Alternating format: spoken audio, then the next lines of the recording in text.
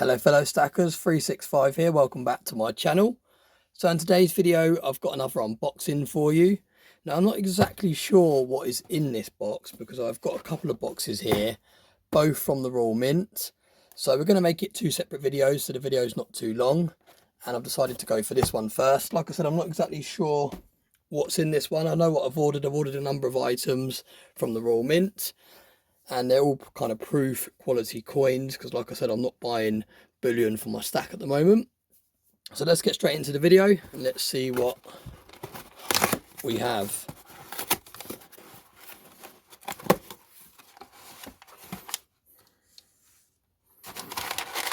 Always really nicely packaged when you're buying from the Royal Mint.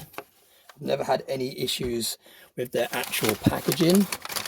It's normally the actual coins that are the issues, and that is down to their quality control. Quite often you have proof coins that have scratches on or dinks on and things like that, so it's a real shame, and it does put me off buying things from the Royal Mint, especially proof coins, because you do see a lot of people out there having to send coins back. Now personally, I've probably only sent 2 or 3 coins back in the last, say, 2 years since I've been stacking. So in the grand scheme of things, I've had quite a lot of luck, really. But you shouldn't expect to be sending things back in the first place. Let's just zoom in a little bit. So as you can see, it's the Bull of Clarence, which is from the Royal Tudor Beast series. Now I actually had this coin arrive a couple of weeks back, and it had some blemishes on the surface. It had some little black specks on the actual surface of the coin. So quite shocked they actually made it past quality control. So I sent it back, and this is the replacement. So hopefully this time round we have a better coin. Let's find out.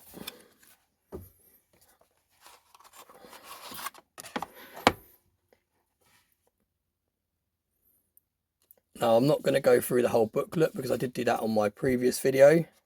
I will leave a link to that in the description. If you're interested, then you can go through and you can see what each page says.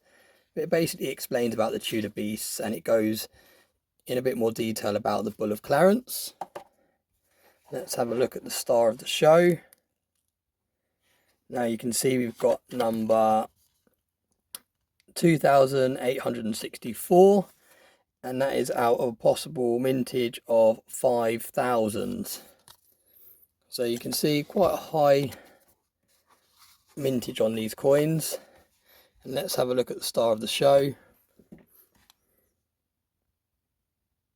Now I can't see anything wrong with it straight away, which is quite positive.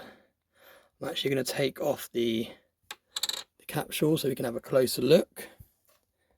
Now I will check it over a little bit more off camera, but let me know if you can see anything that stands out. Straight away it looks a lot better than the first one that I received. The first one had clear blemishes on the actual surface of the coin. So quite happy with that so far. Like I said, I will check it again off camera just to make sure I haven't missed anything.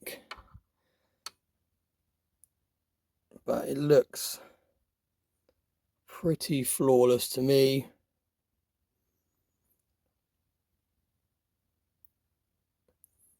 Yeah, I think I'm pleased with that one. Like I said, I will check it again off camera, but there's nothing that jumps out like the other one straight away.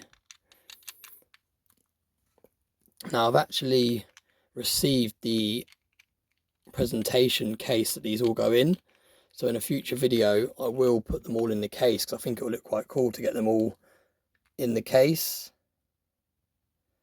But yeah, I'm glad I sent that back. Let me know what you think. Are you stacking the Tudor Beast series, or have you had enough of the Royal Mint's quality control issues, and have you given up on proof coins from the Royal Mint? I'll be interested to hear your thoughts on that.